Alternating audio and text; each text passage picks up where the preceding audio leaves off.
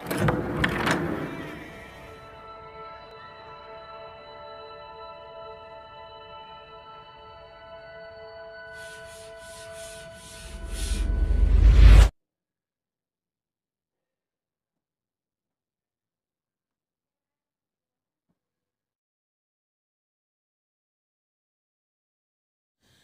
संस्कृताय मित्राणि, आप सभी का हमारे चैनल संस्कृत ज्ञानदायिनी में बहुत बहुत स्वागत है। मित्रों, आज हम इस वीडियो में महाकवि भवभूति विरचित उत्तर रामचरितम के तृतीय अंक का अध्ययन करेंगे। इसके पहले हम इसके चौथे भाग का अध्ययन कर चुके हैं। आज पांचवें भाग में प्रवेश करते हैं और चौथे भाग में हम लोगों ने देखा कि जो सीता के द्वारा पाला हुआ गजसावक था, उसके ऊपर किसी दुष्ट हाथी ने आक्रमण कर दिया है। और उसे जब सीता सुनती है तो राम को संबोधित करते हुए कहती है कि हे राम, हे आर्यपुत्र, रक्षा करें, रक्षा करें। अब इसके आगे हम लोग, और इतना कहते हुए वे मूर्छित हो जाती है। आज हम लोग पांचवें भाग में प्रवेश करते हैं, तो चलिए देखा जाए। तमसा समा स्वसिही, समा स्वसिही मने धैर्य धारण करो, धैर्य धारण करो। हे पुत्री, धैर्य धारण करो, धैर्य धारण करो। नेपथ्ये, नेपथ्य से विमानराज अत्रैव स्थीयताम, विमानराज अत्रैव, यहाँ ही ठहरिए, यहीं पर रुकिए। सीता, ये राम की आवाज़ है नेपथ्य से, अभी पर मंच पे आए नहीं हैं और पर्दे के पीछे से ही बोल रहे हैं। तो जब सीता इसको सुनती है तो समास्वस्थ्य शशाध्वशो उल्लासम, समास्वस्थ्य माने होश में आ जाती है। जब मूर्छित सीता होश में आकर के भय और उल्लास के साथ कहती हैं, अहो जल भर भरित मेघ मंथर स्तनित गंभीर मांशलः कुतो उन्मेष भारती निर्घोषो व्रीयमाणं कर्णवीवरां मामपि मंदभागिनीं झटति उत्शोकयति। अहो, ओह, आश्चर्य प्रकट करते हुए। जल भर भरित माने जल के भर यानी भार से भरित, भरे हुए, मेघ बादल के, मंथर माने धीमी, अस्तनित गर्जना के समान।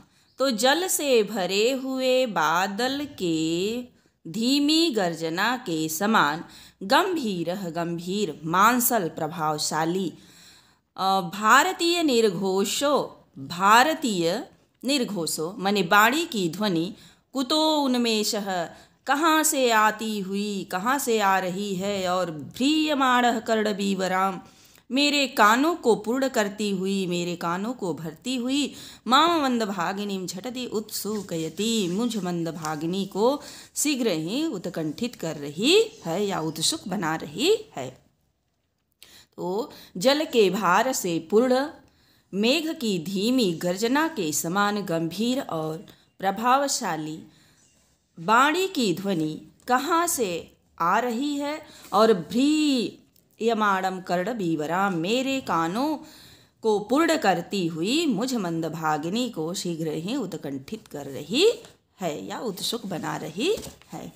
आगे तमसा सस्मितास्त्रम ऐवस्य, सस्मितास्त्रम मने तमसा मुस्कुराहट। जब यह बात सुनती है तो मुस्कुराहट और आंसुओं के साथ बोलती है, ऐवस्य, ए पुत्री, अपरिस्फुट निक्वाणे कुतस्ते अपि त्वमीदृशी अस्तनयित्नो मयूरीव चकितो उत्कंठितं स्थिताः।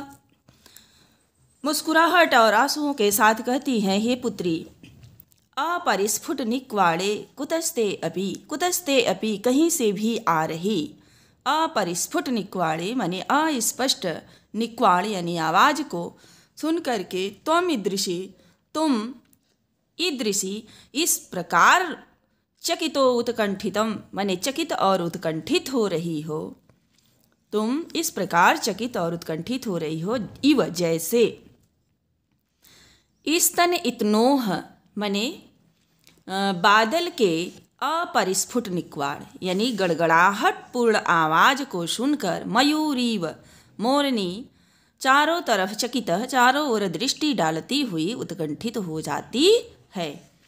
तो कहीं से भी आ रही अस्पष्ट ध्वनि को सुन करके हे पुत्री, हे बिटिया, तुम ऐसी उत्कंठित हो रही हो जैसे उत्कंठित माने चकित और उत्कंठित हो रही हो जैसे मोरनी बादल के गड़गड़ाहटपूर्ण आवाज को सुन करके चकित और उत्कंठित हो जाती है।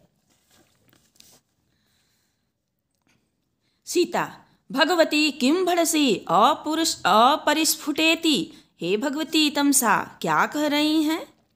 अपरिस्फुटेति, अस्पष्ट, स्वर संयोगन प्रत्याभिजानामि, ननु आर्यपुत्रेण एतत् व्याहृतम। स्वर संयोगेन, सीता कहती है कि स्वर के संयोग से प्रत्याभिजानामि, जान रही हूँ कि ननु निश्चय ही आर्यपुत्रेण, माने यह जो बात कहा गया है वह आर्यपुत्र के द्वारा ही उच्चारित किया गया है, अर्थात आर्यपुत्र ही बोल रहे हैं। तमसा श्रूयते तपस्यतः किल शूद्रस्य दंडाधरणार्थम इक्ष्वाकोः राजा दंडकारण्योः आगत इति। श्रूयते, सुना जाता है कि तपस्यतः, तपस्या करते हुए, कि निश्चय ही शूद्रस्य, शूद्र तपस्वी शंबुक को दंडधारार्थम, दंड देने के लिए इक्ष्वाकु राजा, इक्ष्वाकु वंशी राजा राम दंडकारण्यम आगत, मने दंडकारण्य में आए हुए हैं। इति, ऐसा। तमसा कहती है कि सुना जाता है कि शूद्र तपस्वी को दंड देने के लिए इक्ष्वाकु वंशीय राजकुमार दंडकारण्य में आए हुए हैं। सीता, सीता कहती है दृष्टया अपरिहीन धर्मः खलु स राजा, मने सौभाग्य से, दृष्टया सौभाग्य से, अपरिहीन धर्मः खलु स राजा, स राजा माने वह राजा निश्चय ही आज भी अपरिहीन धर्म, धर्म से हीन नहीं हुए, अर्थात धर्म का अच्छी तरह से पालन कर रहे हैं। तो सौभाग्य से राजा आज भी धर्महीन नहीं हुए हैं। व्याकरणात्मक टिप्पणी देख लीजिए। समाससिहि, सम आ उपसर्ग पूर्वक स्वस्थ धातु से लोट लकार मध्यम पुरुष एक वचन में समाससिहि रूप बना है। मांसल, तो मांशलह में लच प्रत्यय है। स्थीयताम, अस्था धातु से लोट लकार में स्थीयताम बना हुआ है। अस्तनितम, अस्तनित मने अस्तन से अक्त प्रत्यय करने पर अस्तनित बना हुआ है। ध्रियमाणः, ध्री धन शानच यानी शानच प्रत्यय है।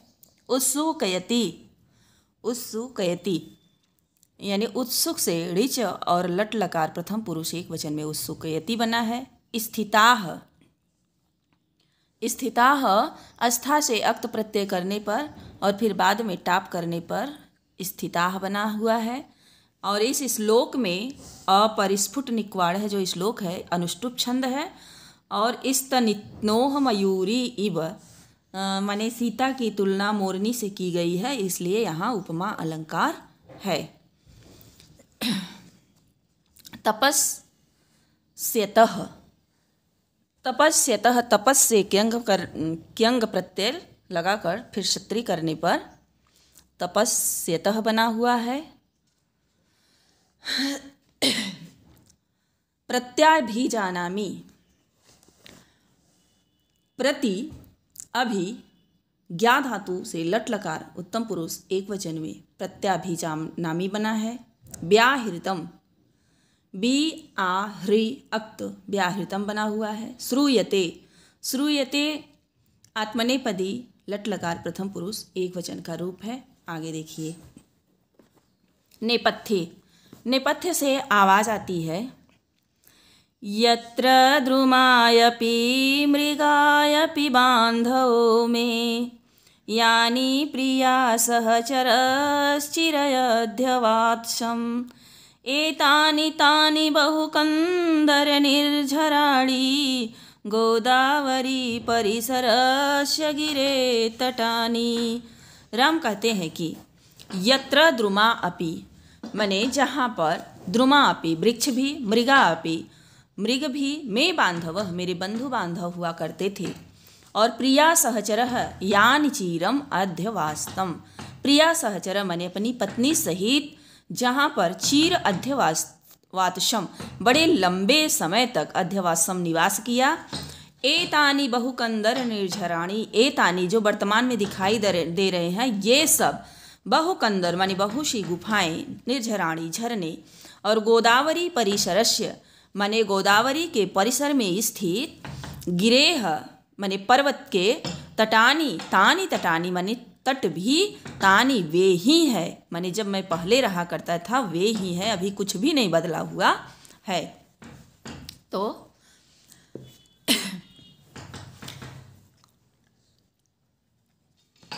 राम जो हैं वनवास के समय में राम ने जिन जिन स्थानों पर विचरण किया था उन स्थानों को देखकर पुनः दुख व्यक्त करते हुए कह रहे हैं कि यत्र द्रुमा माने जहाँ पर वृक्ष भी, मृग भी, में बंधव माने मेरे बंधु बांधव हुआ करते थे, यानी प्रिया सहचर से चिर अध्यवासम माने यानी जहाँ पर हमने प्रिया सहित बड़े लंबे समय तक निवास किया।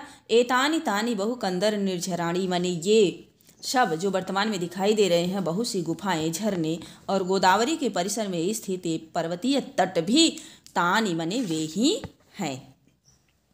आगे सीता दृष्ट्वा दृष्टया कथम प्रभात चंद्रमंडल पांडु परिछामह दुर्बलेन आकारेण निज सौम्य गंभीर अनुभावः मात्र प्रतिभिज्ञेय आर्यपुत्रो भवती भगवती तम से धारयमां।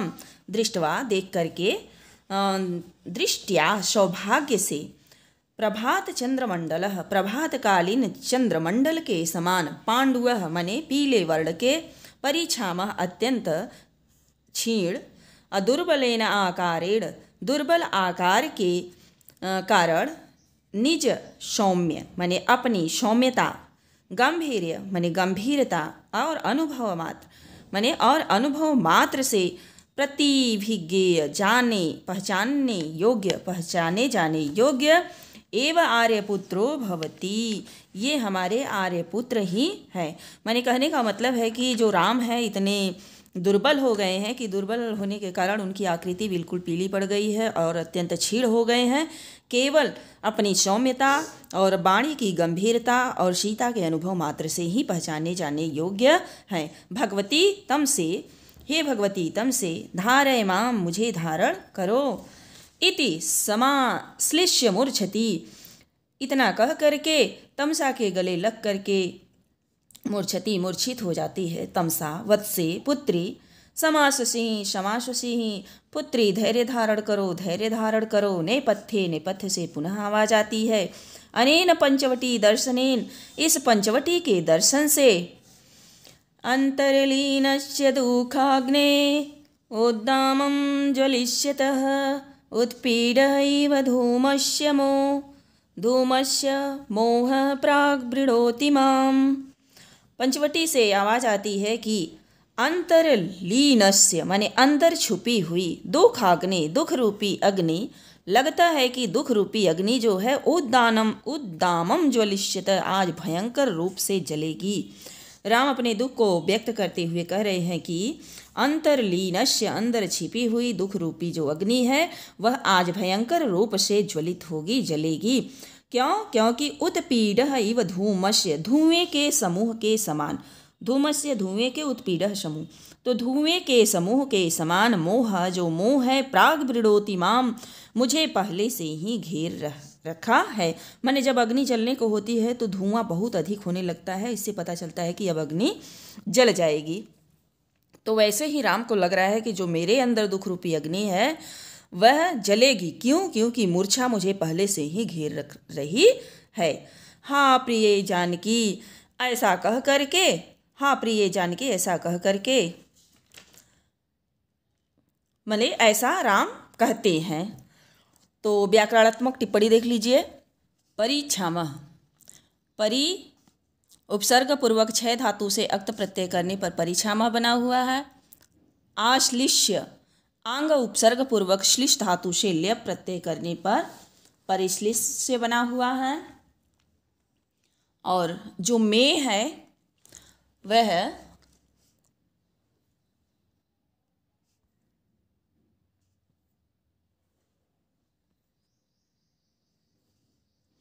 में षष्ठी एक वचन का रूप है और जो यानी है यह द्वितीय बहुवचन का रूप है, क्योंकि बाद में अध्यवासम आया है, इसकी वजह से द्वितीय एक वचन है। एतानी, एतद शब्द और द्वितीय बहुवचन का रूप है। तानी, यह भी द्वितीय बहुवचन का रूप है। और इस श्लोक में उक्ता वसंत बसंत तिल का छंद है और स्वाभावोक्ति अलंकार है। अध्यवास्तम, अधि उपसर्ग पूर्वक वस धातु से लुंग लकार उत्तम पुरुष एक वचन में अध्यवास्तम बना हुआ है। और परिसरस्य में परि उपसर्ग पूर्वक सृज धातु से घय घय माने परिसरह बना हुआ है। तो मित्रों, आज यहीं तक। इसके आगे का भाग मैं अगले वीडियो में लेकर के आऊँगी। और यदि आप हमारे चैनल पर नए हैं तो चैनल को सब्सक्राइब कर लें और बेल आइकन को प्रेस करें, ताकि हम जो भी वीडियो अपलोड करें उसका नोटिफिकेशन सबसे पहले आपको प्राप्त हो। और वीडियो को ज़्यादा से ज़्यादा मित्रों में शेयर करें। धन्यवाद।